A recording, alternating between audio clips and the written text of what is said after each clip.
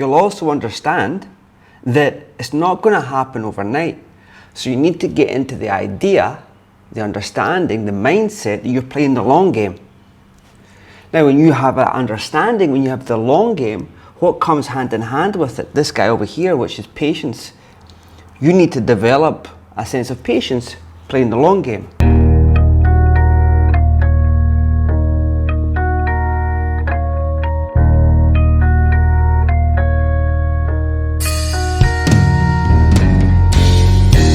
Hey, how you doing? I'm Wilson, and as you know, everything in this channel is dedicated to getting you into the flow state. Today, I want to speak about something that is very common. A lot of people that reach out to me to join my Mavericks program, where I coach people on a one-to-one basis where everything's customized. The most common word that flares up is overwhelm. So, today, I want to share a few tips with you that will help with that feeling of being overwhelmed with whatever you're doing. Now, it can be, these things are kind of, can be useful to anybody in any field, all right? Before I go into it, okay, I'm going to reveal a few tips at the end that are probably not what you expect. In fact, they're definitely not what you expect. But before I get to those, I want to share a story with you, an old Zen story about the tea master and the young Ronin. So there was a revered, wise, sought after tea master who many people around Japan would travel to see this man and share some time and get some wisdom of him. Kings, emperors even, would come and share time, get counsel of this wise tea master. One day, a young, cocky Ronin turned up to demand time with the tea master. The tea master didn't say anything, but just started walking back to his fire, where he had his pot brewing. He sat down next to the fire, and the young Ronin came and sat down next to him, looked at him and started talking, asking him questions. Then he stopped and waited. The tea master then picked up a cup and started pouring, and kept pouring and kept pouring, and then it just started overflowing and overflowing and overflowing. The young Ronin's like, "Stop! What you're doing is full." So you probably heard the rest of the story, right? It's all about emptying your cup. Well, if you think of that story and think that instead of your pouring tea, you're pouring in Facebook, Instagram, YouTube, change the car tires, insurance, bills, pick up the kids, what we're going to have for dinner, what's happening with this business project. All this is getting poured in and overflowed, okay? This, your cup, can only take so much, right? So we need to learn to empty the cup. So how do we empty the cup? Well, you can empty the cup by simply doing something called, or commonly known as, a mind dump. So you'll get a bit of paper and just write down everything. Write down everything that's in your mind that you need to get out. And just that task alone will give you this feeling of like a bag coming off your shoulders. It'll be really, really rewarding, just that simple task. But what do you do when you've got all that there? Well, here's the requirement that you have to do if you've got all those there, right? Is you have to think, tomorrow I can only do 3 of them. So you look at the list, you apply like the Pareto principle, the 80-20 principle with that, and you look at it and you think, what are the most important tasks for me to do? And then you score them, you write them where they are, and then you organize them for doing tomorrow morning. Okay? It's a simple thing, but it takes such a life-changing experience. It sounds a bit cheesy, but it's true. A life-changing experience just doing that. Okay? Now, There's layers to this, but we'll come to it. The next thing is I want to go over is, let's imagine that you're an entrepreneur or you are a manager or you have some sort of project that you are working on. Most people, when they're doing this project, for example, let's say it's a book that you're writing. You think, I've got this book to write, and it feels like a monster.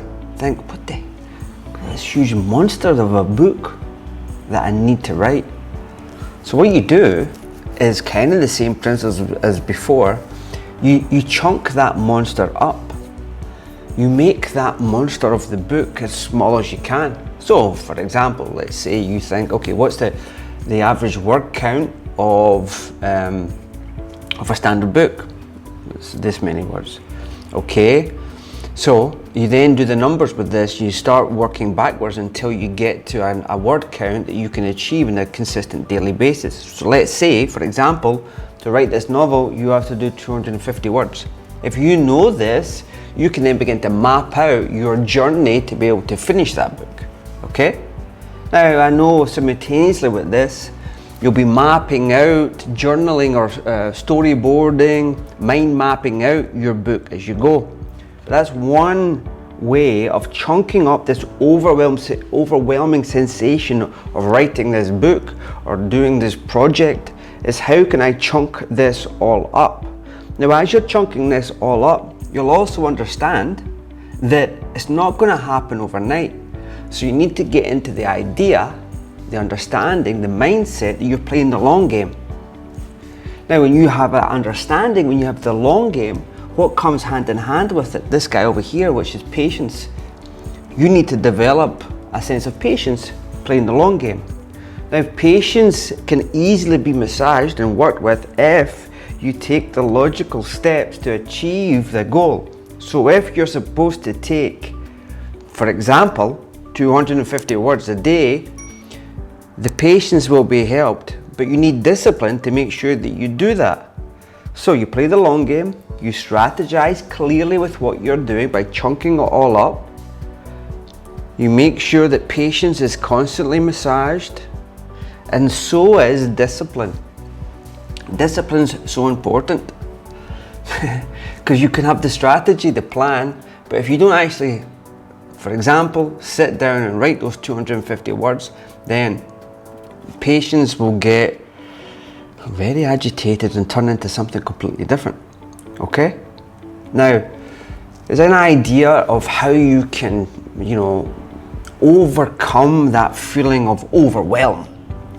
Now, the other things that I want to underline with this is that when we were talking about chunking up and mapping out your 250 words, what you want to do with that is do something called time boxing. So what that means is, let's say on Monday morning, I have a time box of writing chapter 1, okay? Now inside chapter 1, in that time box that you've created, I recommend it to be a 90-minute block. Now inside that 90-minute block titled chapter 1, for example, you put in bullet points of what you're actually going to be working on.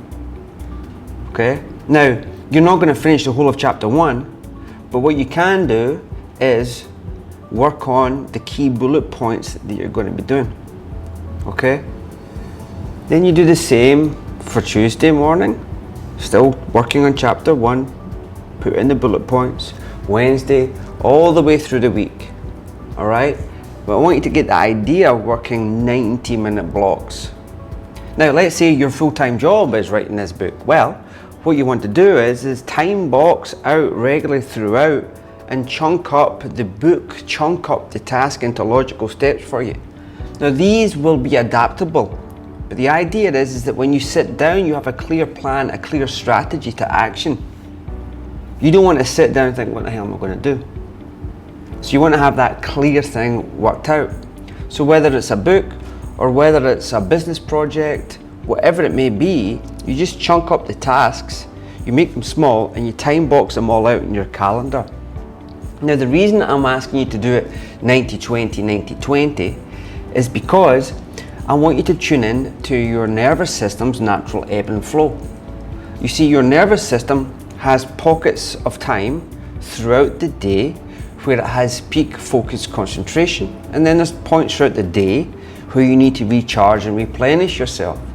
So let's say that you're sitting down to write or do something towards your project, whatever it may be. You do it in a 90-minute block of time. Okay, you know clearly what you're going to do. Get that 90. Then what you've got to do after that 90 minutes is take 20 minutes to recharge and replenish yourself. You want to think of that 20 minutes as almost like you're sharpening your blade, mind, body, for the next block of 90 minutes that you're going to be doing with that clear strategy that you're going to implement.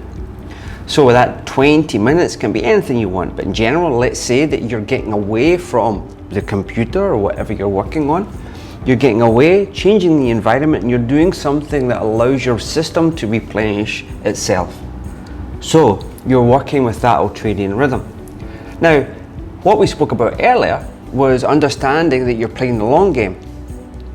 Okay, so this project, this task to help you deal with this sensation of overwhelm, when you reframe it in your mind that you're playing the long game, this takes a very good advantage towards achieving what you want to achieve. So, to complement that, I encourage you to begin to track and monitor your heart rate variability. You see, your heart rate variability will tell you how well your system has rested from the day before its work, its tasks that you've done. And they will allow you to adapt yourself easily into that ultradian rhythm. It'll allow you to either you have to warm yourself up to the project, or you can go straight into a more complex aspect of that project. So for example, if your heart rate variability is in a good coherent state, you can probably go in to a deep part of the project that you're working on. If your heart rate variability is a bit sluggish, if you like, for that day, then what you want to do is do something perhaps to creatively spark your project for the day. So it could be whiteboarding or something like this to get yourself limbered up mentally and emotionally, switched into the task. Okay? And the last one is this. The last thing to help you with your overwhelm. There is more, and there are a lot that are specific to each individual. But the one thing that you probably wouldn't have known about is managing your blood sugar. You see, whenever you eat something, your blood sugar will alter and change, and you'll get that sensation of being, if it's disrupted, you'll be angry, you'll be irritable, you'll be short-tempered, your focus and concentration will deplete, your brain fog. There's a lot of factors that come into play with the disruption of your blood sugar. So in general, when you're eating, especially if you're eating things that are high carby foods, breads, pastas, rice, potatoes, things like this, it will spike your blood sugar. When that's spiked, it'll be very difficult for you to be sustained your clarity and concentration on the task. You'll be disrupted from your ultradian rhythm, and the sense of overwhelm will creep back in again. So, I've gone through a lot of tips there. There's a lot of fruits inside of that. But everything that I've said, take it, make it yours, and step forwards to complete your project and remove that sensation of overwhelm. Doing these tasks will allow you to open the potential of performing your job, your profession, your project, your book, whatever it may be, in a sense of flow. So the journey will become very rewarding as you set through with this. I know this video was useful and helpful to you. And if you want anything more specific to your requirements, then leave a comment on the video. If you want me to help you in any specific way, then have a look at the links below, and there's some more goodies down there. Okay? Thanks for listening, and I'll see you guys and girls in another video. Ciao.